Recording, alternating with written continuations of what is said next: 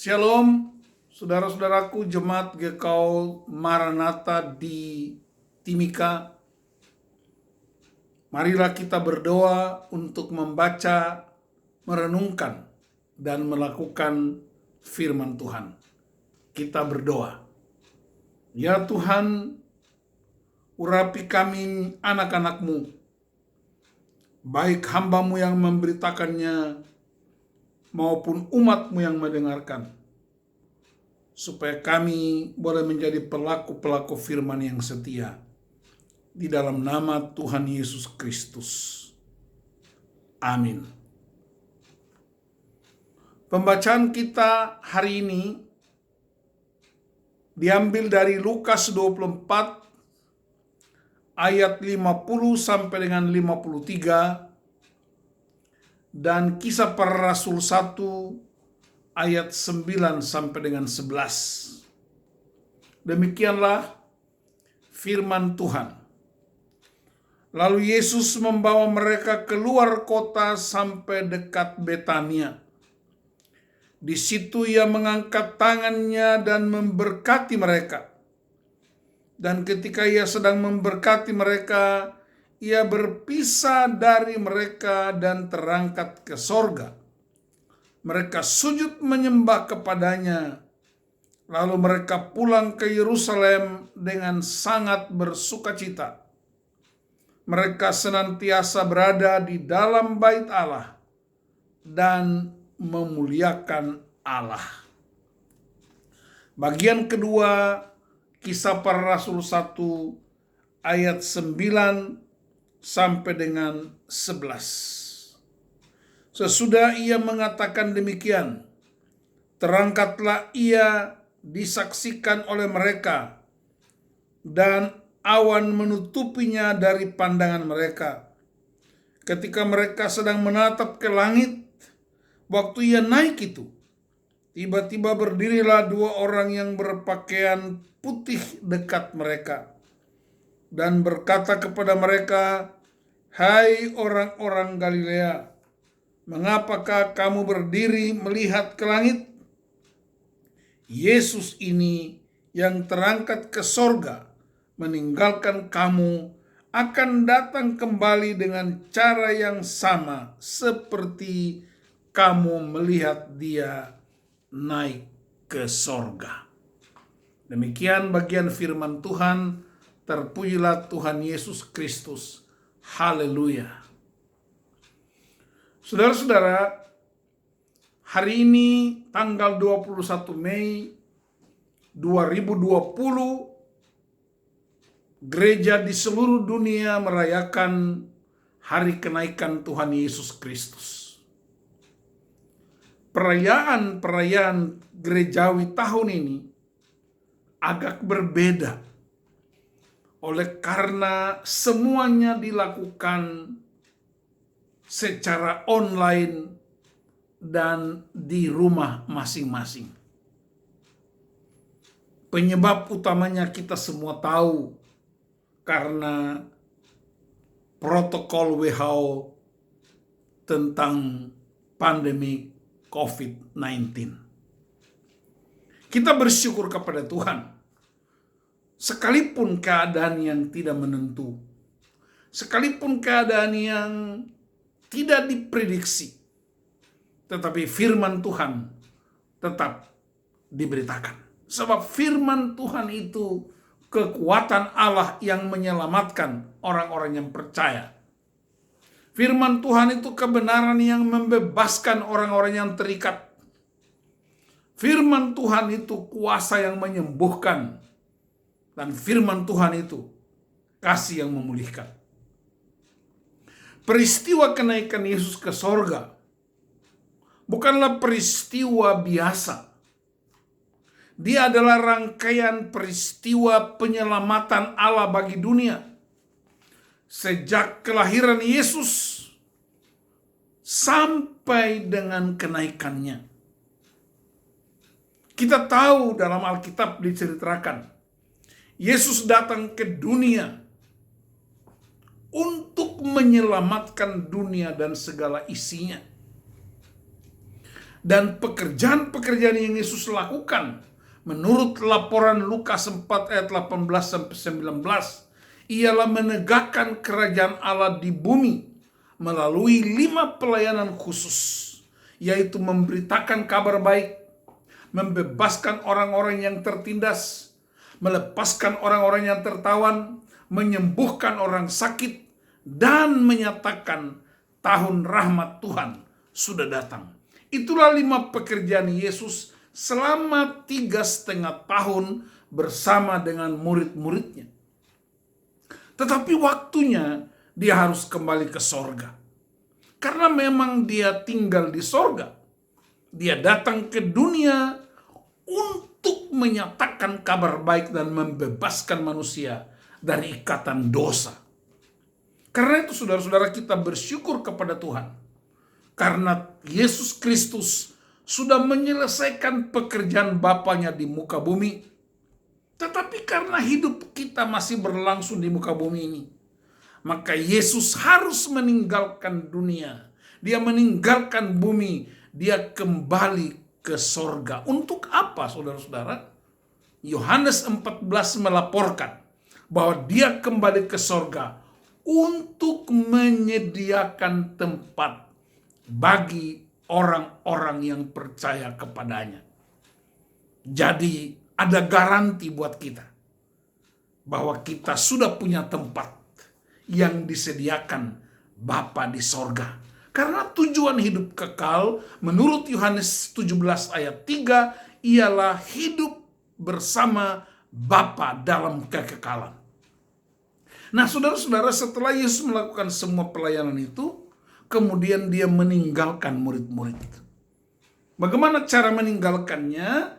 Dia membawa mereka ke atas bukit di Betania, menggenapi nubuatan kitab Sakaria. Nabi Sakaria menubuatkan bahwa dari bukit Zaitun kakinya akan terinjak, kakinya menginjakkan bukit Zaitun, dan dia akan kembali kepada Bapa di sorga. Saudara-saudara, perhatikan pembacaan kita dalam Lukas 24 ayat 50-53. Yesus membawa murid-murid ke Betania. Lalu dia mengangkat tangannya dan memberkati mereka. Dia memberi berkat buat murid-murid sebagai kekuatan yang dahsyat, sebagai perlengkapan untuk melanjutkan misinya. Dan kita tahu apa yang Yesus ucapkan kepada murid-murid sebelum dia naik ke sorga. Pergilah, jadikanlah semua bangsa muridku, dan baptislah mereka dalam nama Bapa dan Anak dan Roh Kudus, dan ajarkanlah mereka melakukan segala sesuatu yang telah kuperintahkan kepadamu. Dan ketahuilah, aku menyertai kamu sampai kepada akhir zaman. Itulah amanat agung Yesus yang disampaikan kepada murid-muridnya untuk melanjutkan pekerjaan penyelamatan bagi dunia. Dan modal yang Tuhan berikan buat mereka ialah dia melepaskan berkat ilahi, berkat sorgawi. Itulah jaminan yang luar biasa. Itulah modal utama murid-murid untuk pergi dan pergi dan pergi untuk memberkati bangsa-bangsa melalui kuasa firman-Nya, melalui pengurapan Roh Kudus, melalui pembentukan karakter murid-murid. Saudara-saudara, yang kedua, ketika murid-murid mendapat berkat dan mereka melihat Yesus naik ke sorga, mereka kembali ke Yerusalem dengan hati yang bersuka cita. Saudara-saudara, dalam tradisi masyarakat pada umumnya, perpisahan itu mendatangkan kesedihan. Perpisahan selalu mendatangkan rasa duka. Perpisahan itu seringkali tidak menyenangkan, apalagi dengan orang-orang yang sangat kita cintai. Tetapi perhatikan perpisahan Yesus dengan murid-murid justru tidak menimbulkan kedukaan, tidak menimbulkan kesedihan, malah menimbulkan sukacita. Kenapa saudara-saudara?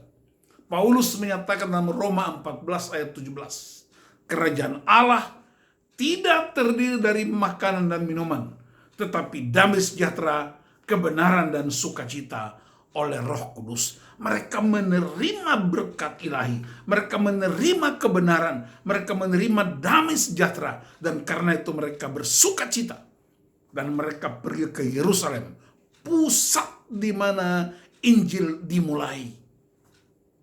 Tidak hanya ke Yerusalem, mereka masuk ke bait Allah untuk memuji dan menyembah Allah.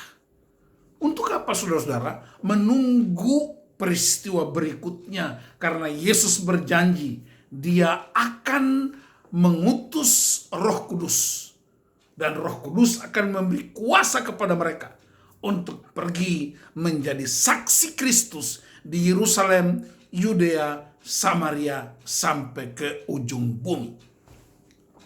Penulis Lukas juga adalah penulis kitab Kisah Para Rasul. Pembacaan kita yang kedua menegaskan ketika murid-murid sedang menengadah ke langit, mereka melihat Yesus sedang terangkat ke sorga.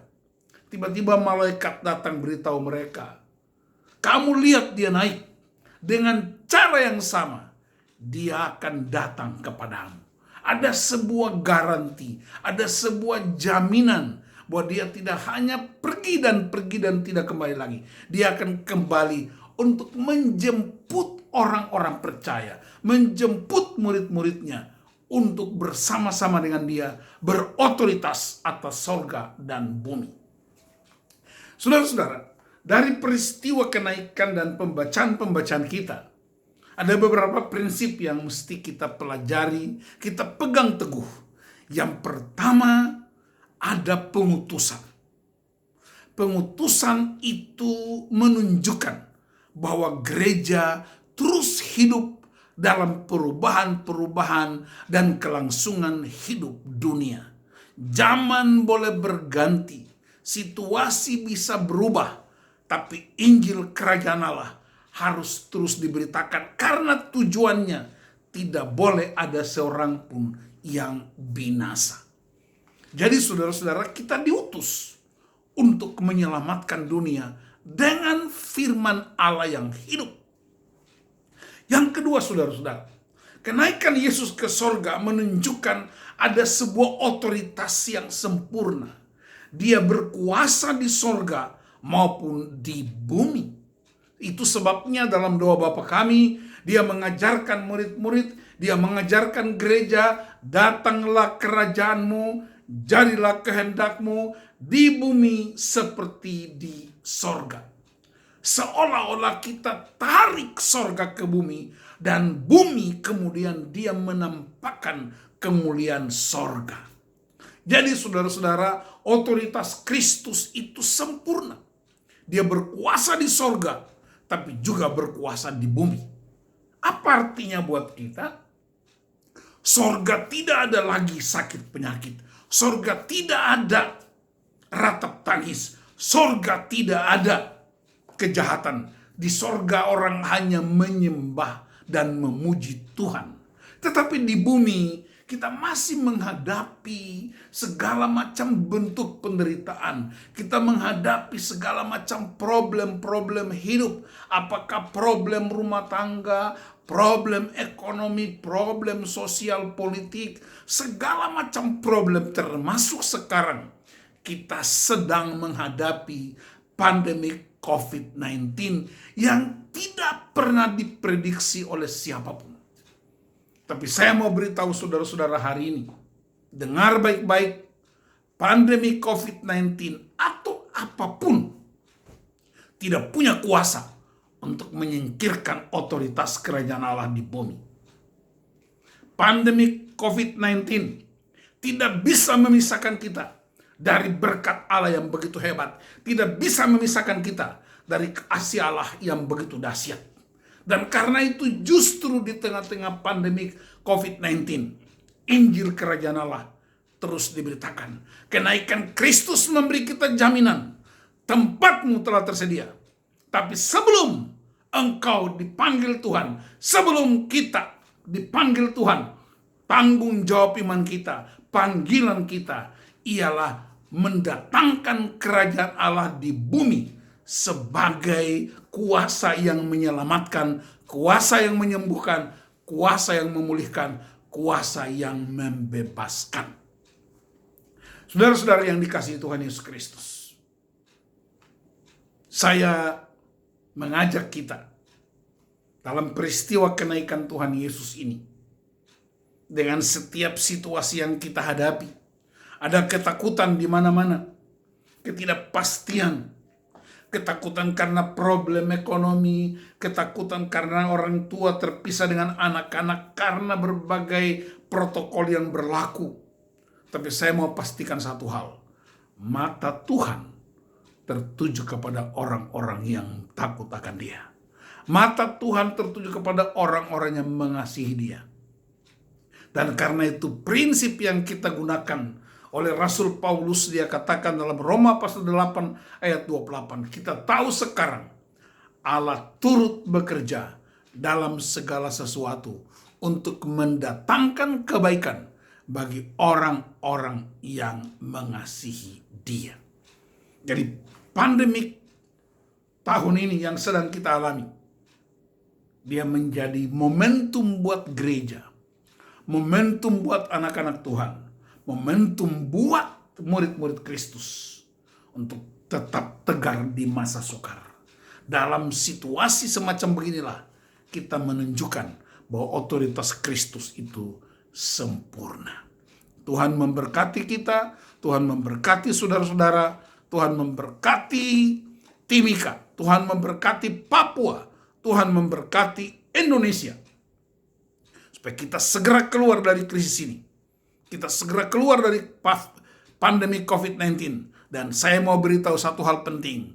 Anda akan siap untuk melihat revival yang besar akan terjadi karena anak-anak Tuhan tetap setia dengan prinsip kerajaan Allah di bumi. Tuhan memberkati saudara-saudara. Selamat menikmati kenaikan Tuhan Yesus Kristus. Bersukacitalah karena Ia telah memberkati kita untuk pergi menjadi berkat buat bangsa-bangsa. Mari kita berdoa. Terima kasih Tuhan, firman-Mu, hamba-Mu ini terbatas, tapi firman-Mu berkuasa, meneguhkan, mengokohkan, menghibur dan menguatkan kami menjadi orang-orang yang terus hidup dalam kuasa kerajaan-Mu. Di dalam nama Tuhan Yesus Kristus kami berdoa dan mengucap syukur.